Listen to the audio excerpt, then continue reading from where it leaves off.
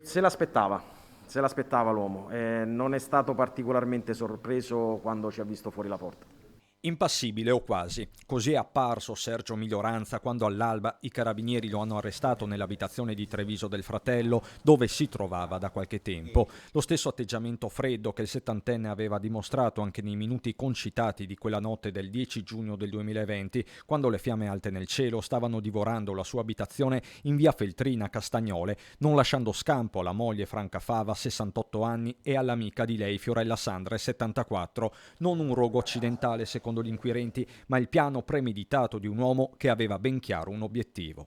È un movente di natura economica legato alla volontà dell'uomo di incassare alcune polizze assicurative sia per danni all'immobile sia delle polizze vita per le persone all'interno.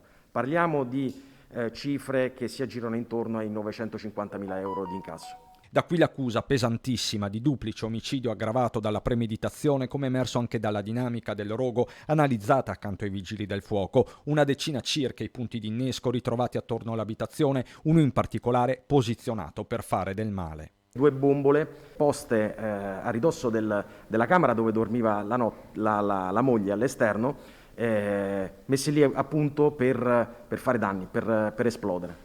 Ma è un altro dettaglio ad aver incastrato l'uomo che fin da subito aveva raccontato ai militari di essere fuggito dall'abitazione passando per la porta sul retro dalla lavanderia, un varco che gli stessi RIS di Parma hanno appurato fosse inaccessibile. L'impossibilità da parte dell'uomo, nonché anche delle donne, di utilizzare quella porta di uscita secondaria.